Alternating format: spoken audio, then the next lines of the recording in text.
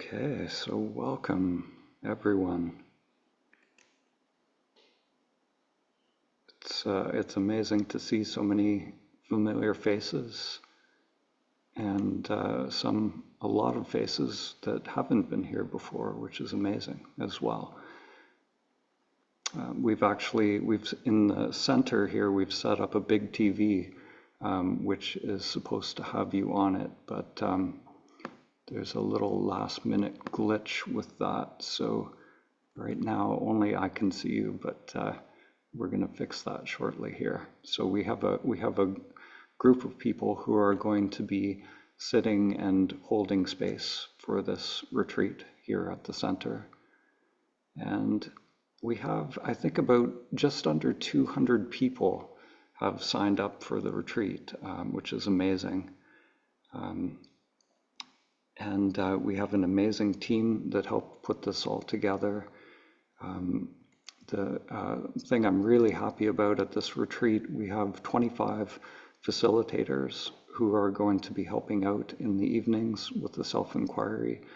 So our last online retreat, it was just me and Lila and Bill Free trying to facilitate almost 300 people. So so this time it's going to be a lot better, hopefully. We've been doing a facilitator training, and yeah, I'm really excited about that part of it. So we have a lot of different recordings and things that have been done as well for sound journeys, yoga nidra. We have Tayama has put together yoga nidra, Jason yoga classes. We're going to be having Chad Charles coming in and doing a breath session as well. So yeah, a lot of things put together for this. Behind the scenes, Alex is tech support as well as Tayama. And I sent their email addresses out in the sign-up email. So if anyone needs tech support or is having issues, you can send them a little message and they'll take care of you. Or any logistical things, if you need to get a hold of us for some reason, you can contact Lila at the contact@samadhi.ca, and she'll be checking that a few times a day, ongoing. Yeah, so I'm just going to talk about a few logistical things before we dive into the retreat. So first, if you miss anything for some reason, we're going to be posting replays on the schedule page, and we're going to try and get those uploaded as quickly as possible. Usually it's within a couple hours of being recorded. Tonight we're going to be doing our first dyad session. For those who this is new to, many people attended the 2 online dyad sessions that we did previously in May and April to learn the dyad technique ahead of this retreat. So if you didn't attend those training sessions, please make sure you try to attend tonight's self-inquiry session, because this is where we really convey the technique, and we're going to be showing the training videos as well, which those videos are on the schedule page as well. So if you miss that, they are there, but it's really important that you do get that technique and really understand it before diving into the dyads. So we got a number of questions. Some people asked if they can connect with dyad partners in their own time zone. So if you're joining us from a different time zone and you're shifting the schedule, first I would say we will make it possible if you want to hook up through the chat. There's the little Zoom chat on the side. If you tomorrow, we're going to make it available for people to connect with a partner in their time zone. But I suggest you only do that if you are really clear on the technique. There's very good reasons why we have facilitators. So we really don't want people going off on their own if they don't know the technique. Best to just do your best to show up, to learn the technique first, and then we'll make that possibility available for those who want to. So yeah, so first, it's really significant that we're here in this moment together. There's many millions of people in the world, that have connected with Awaken the World through seeing the films online, and and all, there's so many resources online, but really only a few come in contact with what these pointers are actually pointing to, which you could call direct experience of their true nature. To do this work, this sadhana. There's a program, you could say, that's in play in the world. A big script is kind of playing out. The matrix is like a river going in a certain direction. And most people are having their experience of being in their little boat going down that river. So that is to say, most people are identified with their character in this play of life. And, waking up from that character is not always easy, so it's significant that we're here together. I'm really grateful, that all of these people have showed up. All of these characters have showed up, and that, awareness has this possibility to awaken from these characters. So I'm going to talk a little bit about how to make the most of these 7 days. So first of all, a lot of questions come up during the retreat, and we're going to be really diving into questions at the group process every day. So every day we'll be at 11 a.m. It'll be an opportunity to really connect and just explore whatever's coming up in your practice. And these questions that come up,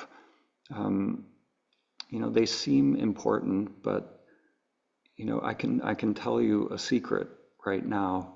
The truth of who you are is not revealed in questions and answers.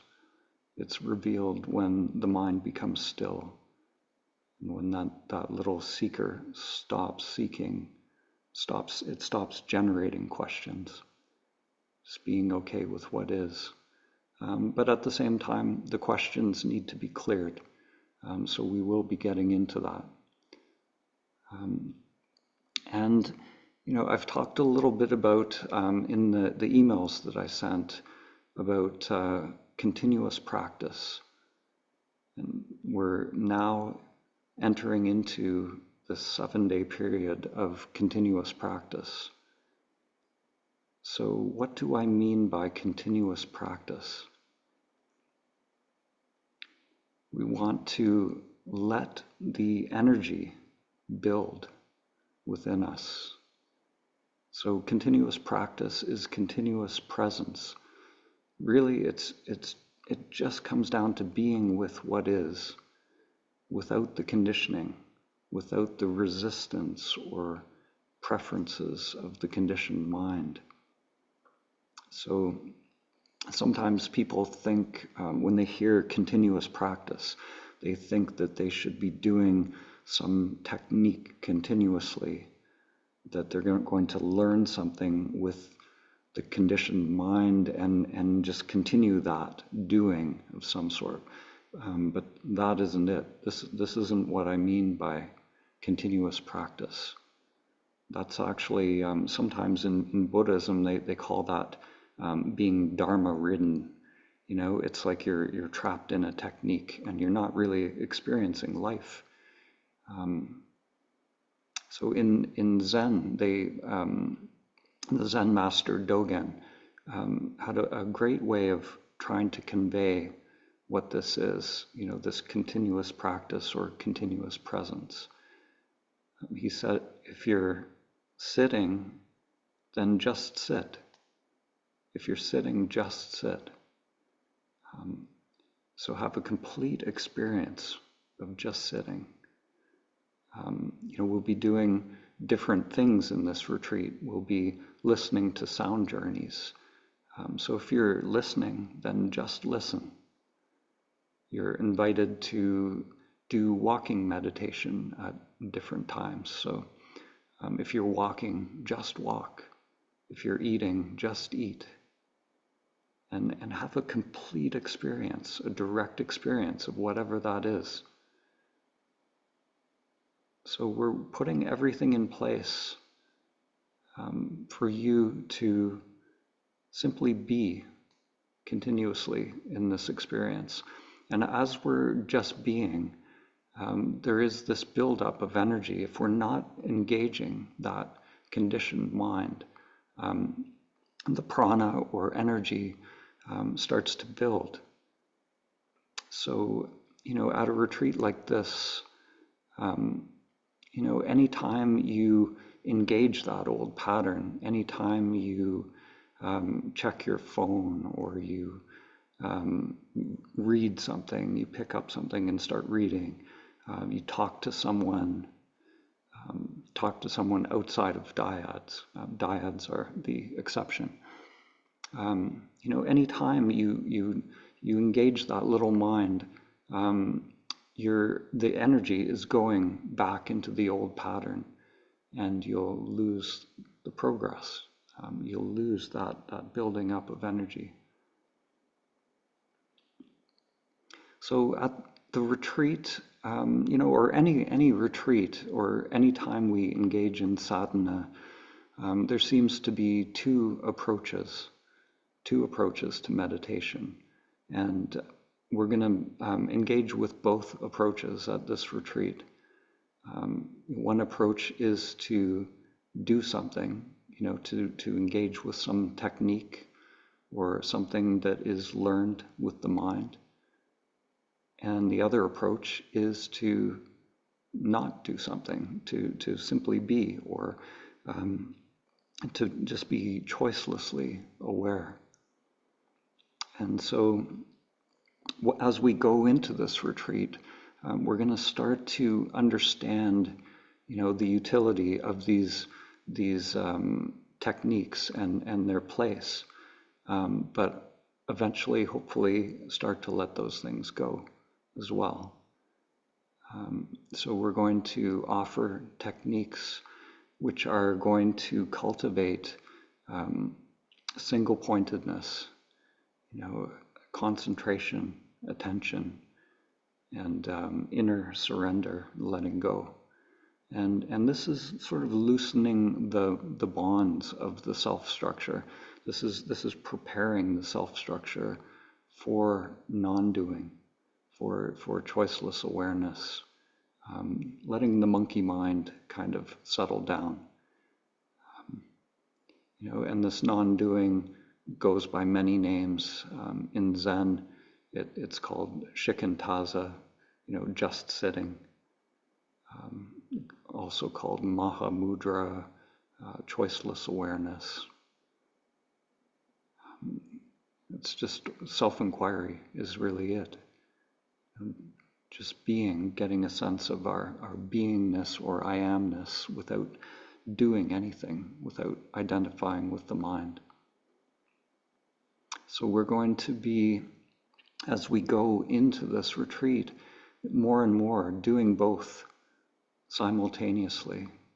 We're going to be doing, not doing. In Chan Buddhism, there's Wei Wu Wei, doing not doing, which I love that. So these techniques, we tend to use them more at the beginning of the retreat, and eventually, as we create these conditions of no escape for the self structure, a lot of the doing activity of the mind will start to drop.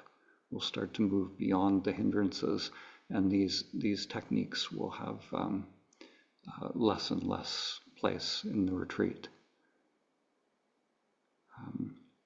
So as we go into this, after this little talk, we're going to be going into a period of meditation, and we're going to really, let go of everything else in our life. As I said, we've carved out the 7 days, letting go of anything that doesn't lead to progress. And by progress, I mean, it's such a paradox because, it makes it seem like there's some goal, but the goal is simply to be here now, and you are here now. The truth of who you are is here. So it's just a stripping away, a gradual clearing of the mind, which is always projecting into the past and future. So it's that settling of the mind. And that conditioned mind, I've said this in different ways in the films, but there's really 2 knots that bind us to that conditioned mind. The 2 knots are: the body wants comfort, the mind wants to know. The body wants comfort and the mind wants to know. So these are the 2 things that we're going to really go into in this retreat. We're going to go beyond comfort and discomfort and into a don't know mind, into the space of not knowing. So in order for something new to be realized, we can't be knowing. We can't have a mind that is searching or seeking for something, because if it is, even if we've had awakenings in the past or we've had peak states, whatever the mind thinks it is not it, because the conditioned mind only knows the past. Conditioned mind only knows experiences. So no matter what we've experienced, we have to let that go, so that the conditioned mind isn't trying to recreate something from the past. The conditioned mind is very sneaky in that regard. If we think we know what samadhi is and we're looking for it, then that's the conditioned mind. There's this humbling of the mind over and over, this dropping, this capacity of entering into the mystery. And the classic way for sadhana, for entering into this mystery, is doing long periods of meditation, to purify the self-structure of its conditioned patterns and the samskaras, which I'll be talking about quite a bit throughout the retreat. So as we go through the retreat, we have these different sections of the retreat, or different modalities that we're working with: meditation, the self-inquiry, engaging with sound. But at a certain point, what my hope is that we'll start to see that the meditation and the self-inquiry are actually really the same thing.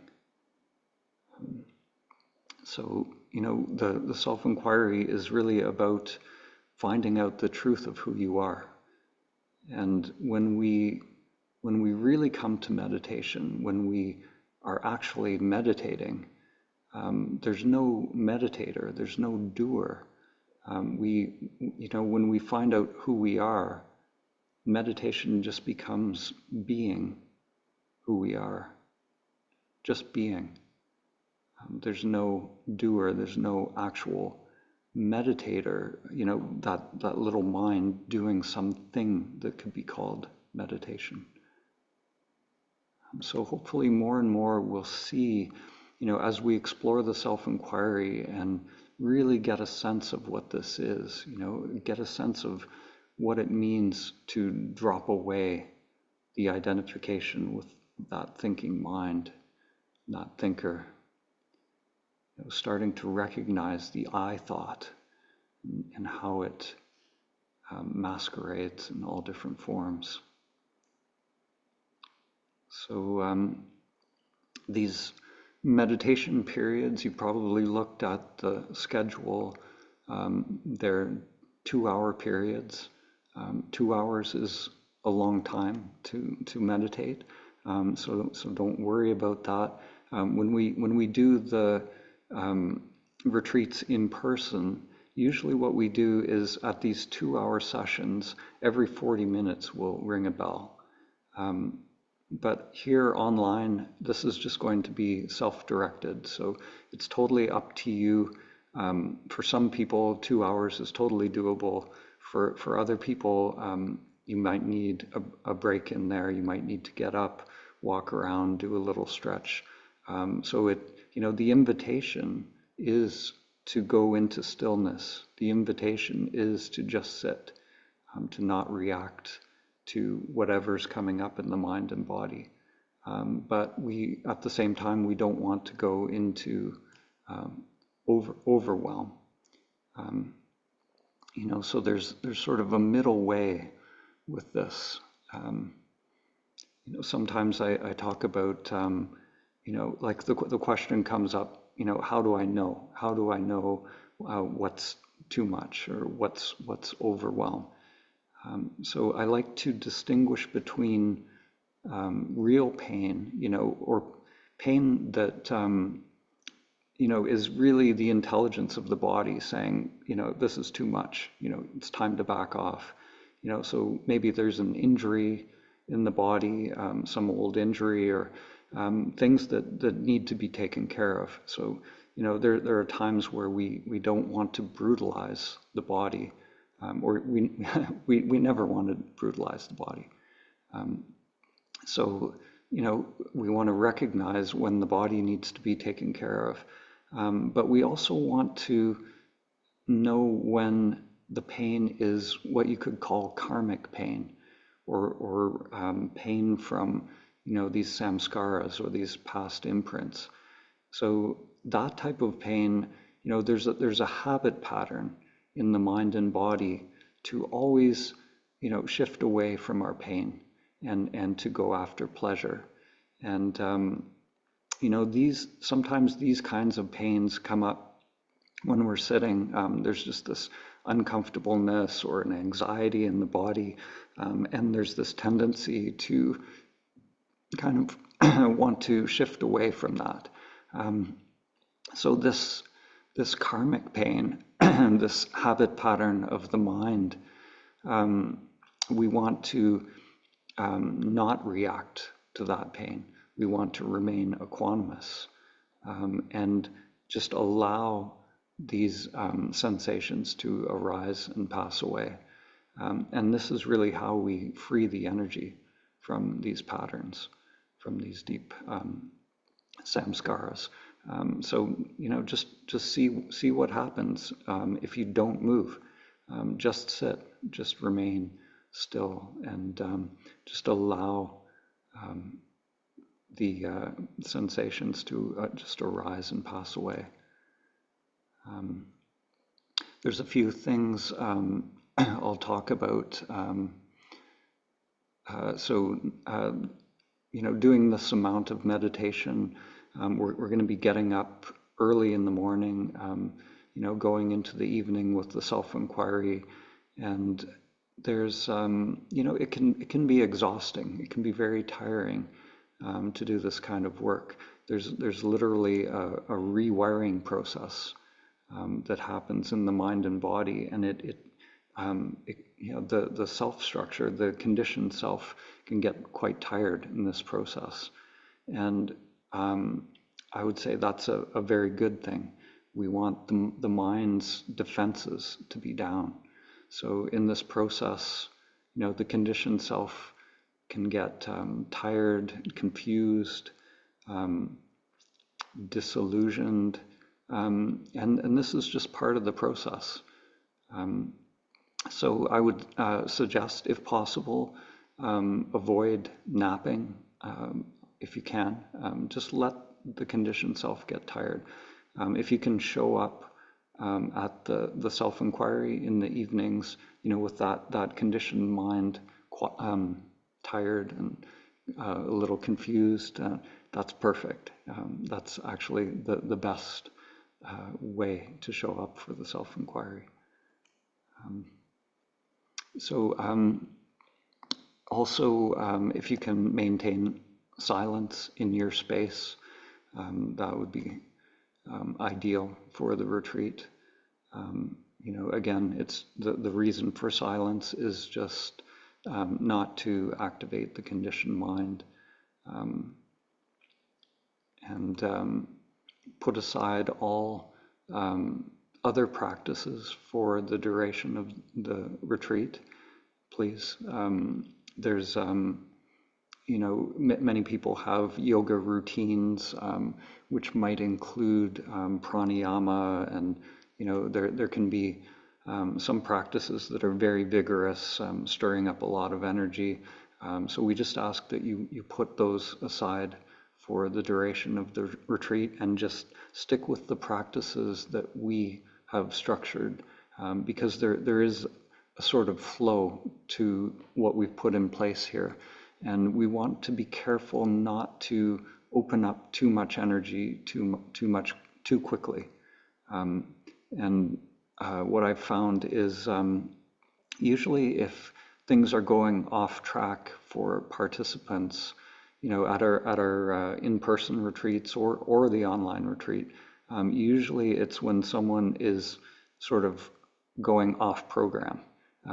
So we just ask that you just try to stick with the program and just give it a try. See how it works for you, and try to fall into the schedule. And if you can show up for the meditations, even if you have stuff going on in the body, you can't really sit, just showing up and staying in the space, staying in this sort of virtual zendo, staying in continuous practice. These whatever's going on may sort itself out. We had questions. A few people asked. It seems like some of these biofeedback devices are very popular these days. Devices like Muse are useful for training mind-body states, but it's not really necessary at this retreat. It's not really relevant for awakening. It's great, has lots of benefits for the mind and body, but training those states is not necessarily what we're doing here. Awakening is finding out who you are, when the mind and body have dropped off. Who are you beyond the mind and body? So there's no device that I've ever heard of that can tell you that.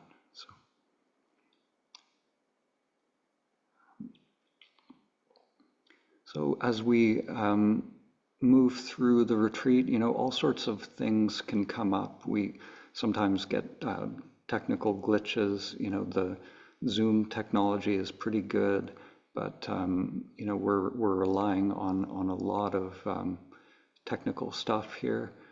So if something interrupts, there are things, if there are dropouts at the retreat, or the signal drops out, just allow what is. There's some things that we just can't control, and my feeling is that anything that shows up at this retreat is an opportunity for deep practice, deep equanimity. Just notice what comes up in the mind and body. And I'd like to maybe just talk a little bit about my role at this retreat.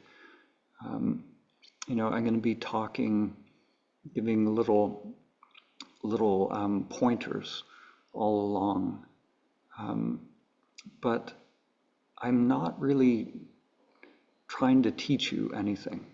It seems like I'm doing these little teachings, but really I'm not trying to teach you or tell you to do anything.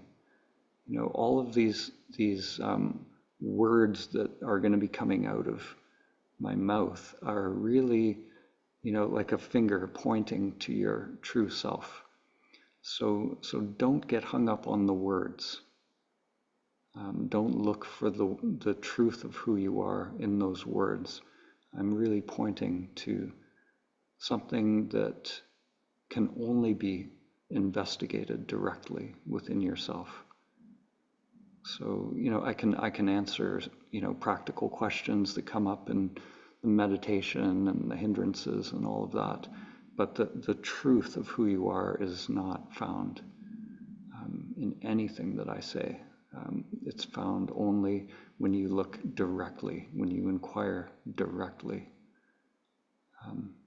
So don't believe anything that I say. Verify. And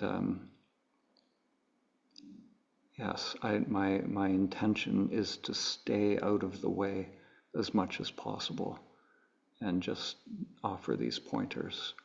And just pointing out where there might be some stuckness or a blind spot if it comes up. And eventually, hopefully, the questions will settle down. We can enter into this don't know mind, this not knowing mind, enter into the mystery together. And, if we really enter into that mystery, as the Zen master Dogen said, true meditation is the dropping off of mind and body. So in Buddhism, they call this nirvana. It's the cessation of the delusion of the mind, the dreaming, the self-centered activity, the cessation of the I thought. Or in the yogic traditions, they call this nirvikalpa samadhi or nirodha. And this, no one can tell you what that is. It's not even an experience. The truth of who you are is not an experience. There's a lot of phenomena can unfold, a lot of beautiful direct experiences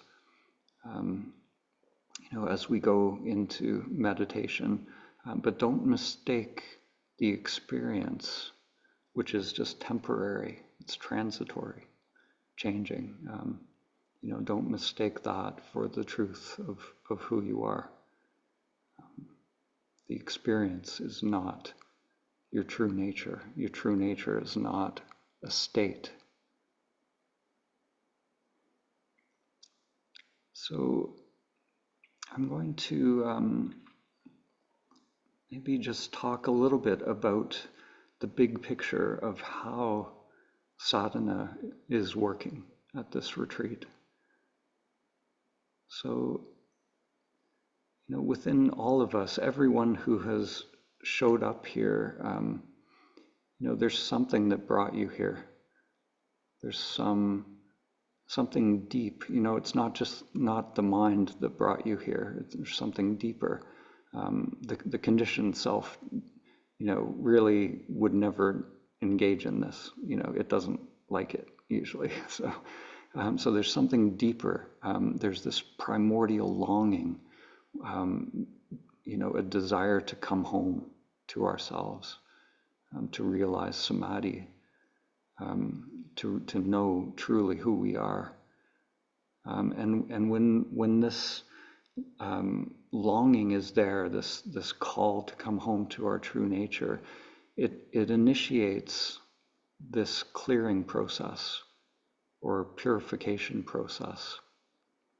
So the moment you begin to awaken and begin to realize your true nature, it's the moment that all that is hidden in the unconscious comes to the surface.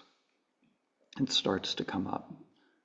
This can happen gradually, or it can happen quickly. It's different for everyone. So this is an incredible realization that you're entering into this clearing process. You're going to be tested in different ways. And it's not something that most people can just cruise through, in a sort of detached way. The deeper we go with this, as these emotions and feelings, start to come up, it gets more real. These different things come up within the conditioned self when we have that longing to awaken, that something is rousing us from our slumber. We feel that, and then the mind can get involved in different ways, in really just two ways, actually. The mind can generate fear or aversion to this whole awakening process, and and then try and stop it. Or on the flip side, the mind will think that it wants it to happen, and it actually tries to make it happen. So whether the mind is trying to stop it or trying to make it happen, both are mistakes. Both are futile, because the conditioned self can't do it. And that, in fact, is the fundamental delusion of the mind. This character that we play, it has to give up control. That's what is meant by die before you die. It's really just a letting go of that control. So that character, it doesn't awaken. We have all these names in these little boxes on the screen here. There's a Dan character here. I see at the top of my screen a Greg, a Janice, a Vernon character, Tayama character. So none of these characters awaken. It's the one awareness awakens from all of these characters. Yeah. So awareness awakens from that dream of the separate self. So, sometimes when we talk about, this idea of dying before you die, sometimes that can generate fear in the conditioned self. But, the character doesn't disappear. Die before you die, like I said, it's just a letting go of control, or it's, that little character moves from being in the driver's seat to the back seat. So it might feel fear. There might be really, tangible fear coming up. That little self might feel like it's dying because it's letting go of control. It's scary. It's unknown. But the truth is, this human avatar doesn't disappear after awakening. It's just that the script that is playing out is no longer driving the show.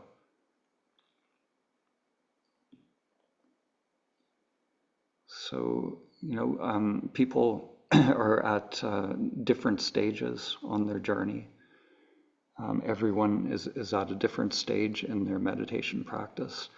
And as I mentioned, I'm just going to be offering sort of a buffet of possibilities, of techniques, and you can take what you want from that buffet.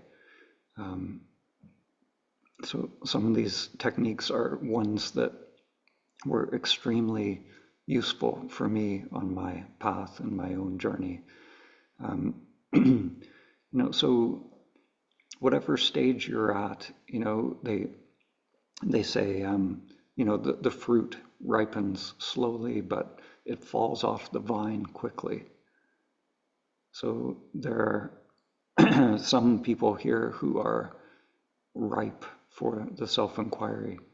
They're ripe for awakening, and others will need to ripen for a little while. Just going to grab a drink.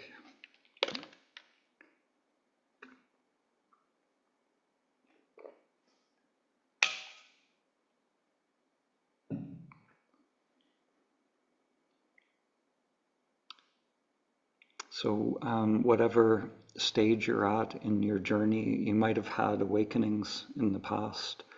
And the dyads, the self-inquiry will help you to ground in the truth, will help you to operate and present from the true self, to interact from the true self.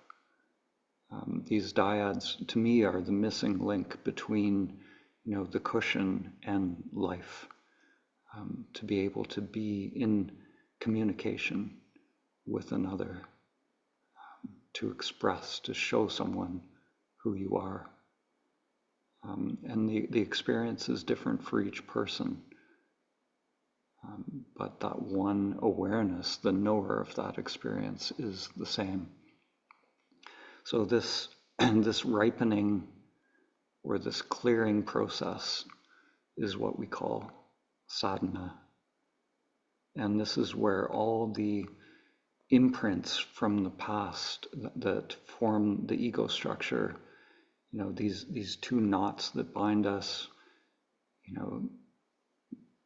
going after pleasure, avoiding pain, and the knowing mind, all of that forms the ego structure, we make that conscious in this process. So sadhana is making the unconscious conscious so that it can be cleared.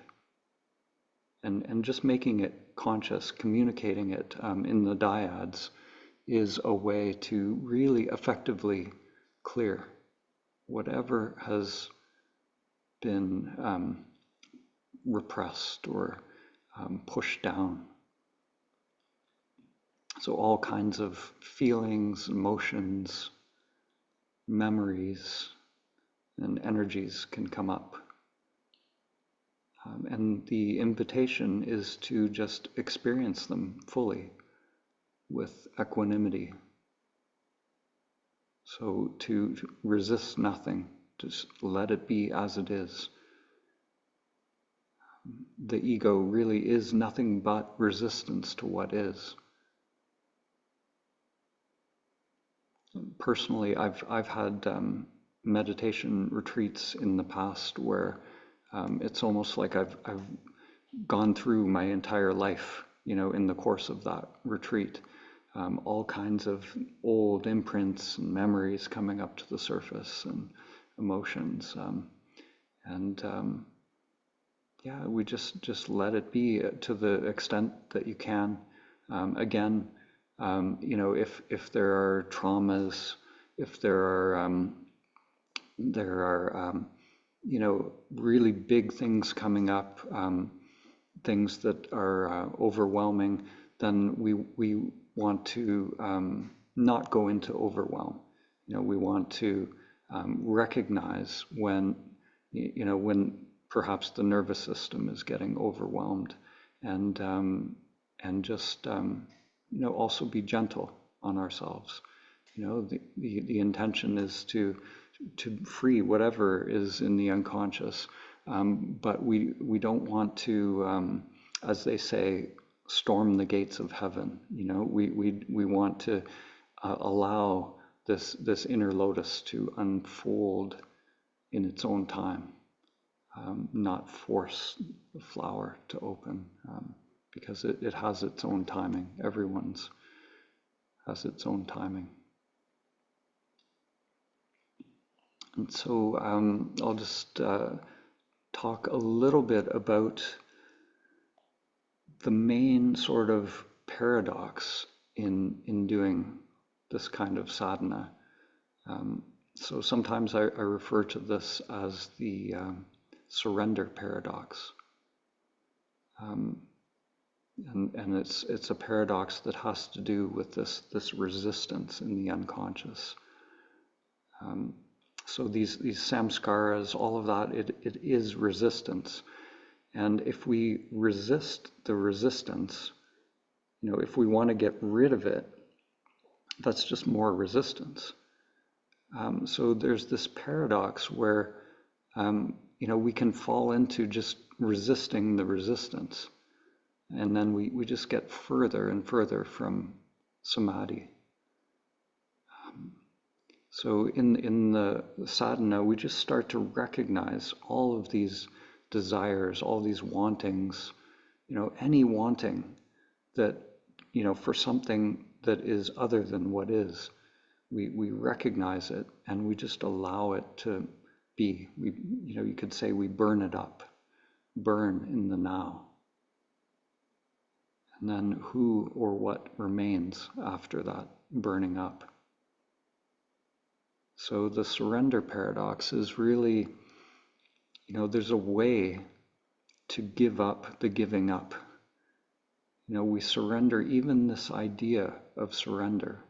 We recognize that whatever the mind thinks surrender is, it's not that. If the mind is doing something that it thinks is surrender, then, the mind is still in control.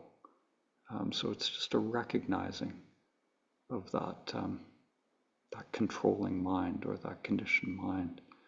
And it's a coming into life fully, the good, the bad, saying yes to all of it, going beyond comfort and discomfort, beyond that evaluating mind. So this is something pretty radical. It's the opposite of pretty much everything society has ever told you. To accumulate, to achieve, to do something. That you have to do something in order for there to be a payoff, in order to be happy and free. And all of that is the illusion. That's the lie. So this game of sadhana, it's the only game we win by giving up. So it's the surrendering of that character that's playing the game. And we surrender to the heart of our being. Find out who we are directly beyond name and form.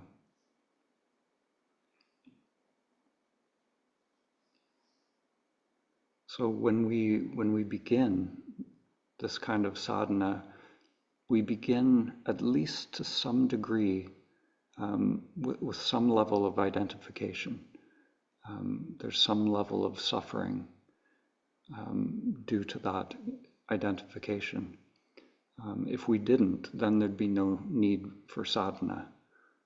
If we were free of suffering, then there would be no need. And this is something, even the Buddha continued to meditate. Even, the greatest meditation teachers continue a practice, a clearing practice, a clearing of the mind. The meditation or some of these techniques can be used in an ongoing way, just to continue to cultivate the mind-body, to keep it open, transparent, and clear. So the first noble truth in Buddhism is that there is this suffering, and there's this tendency for identification to grow within the self-structure. And there's a way out of that identification. And this path, this pathless path, is this stripping away of these illusions, essentially, these levels of mind, conditioned patterns. We strip away the illusion of the false self, to awaken to the awareness that's always right here, finding out who you are in this moment. In Zen, they say it's your original face before you were born. Or in the Bible, before Abraham was, I am.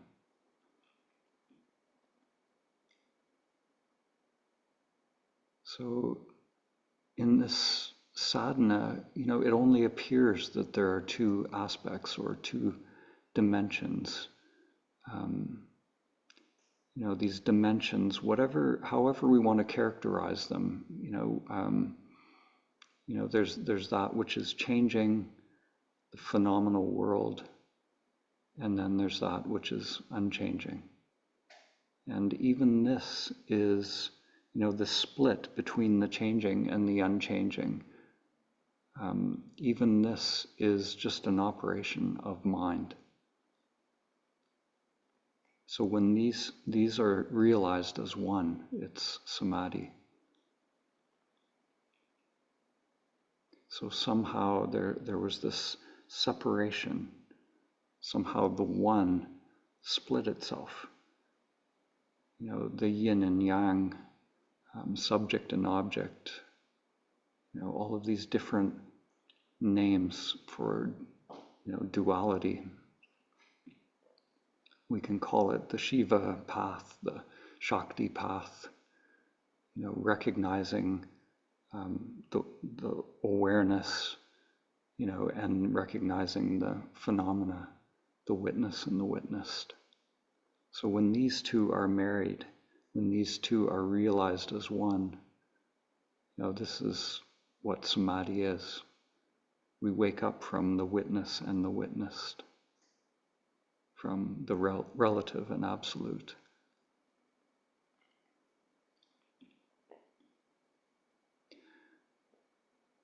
So in the yogic tradition, they talk about, these 8 limbs of yoga. The last 3 limbs of Patanjali's system is really what we're practicing here. So this is the dharana, dhyana, and samadhi.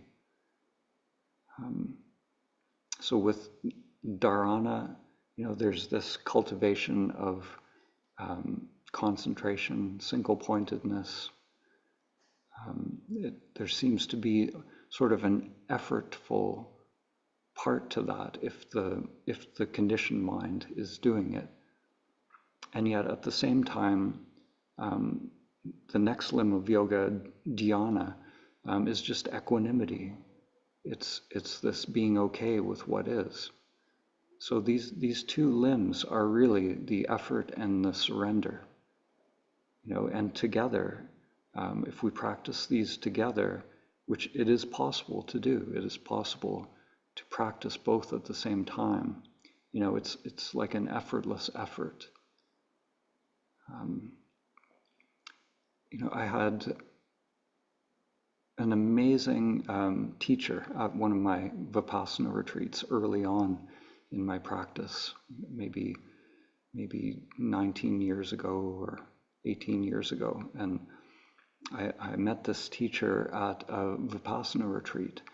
The teacher was actually in the window of my room at this retreat. It was a spider, actually. And sometimes I joke that the spider taught me the 8 limbs. And the spider was living in the window, had built this beautiful web. And my roommate in the room wiped the web away at one point in the retreat.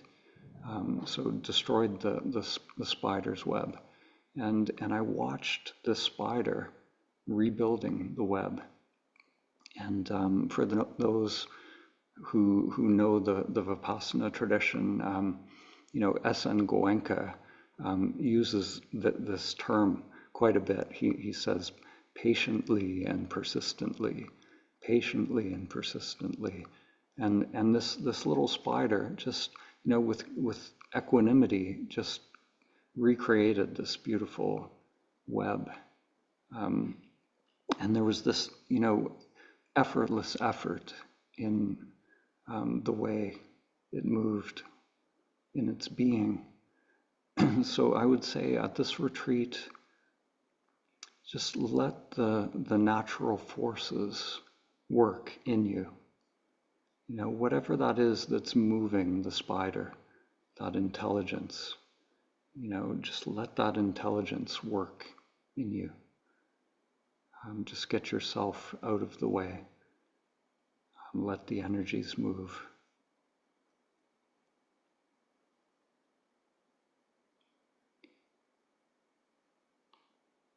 So I think at this point, hopefully I've covered all of the technical things. If I missed anything, any of the co-hosts, if I'm missing anything, just let me know. And yeah, we're going to come back at 2:30 and begin a meditation practice. So yeah, we'll take a little break, and yeah, we'll be back at 2:30. So we'll see you then.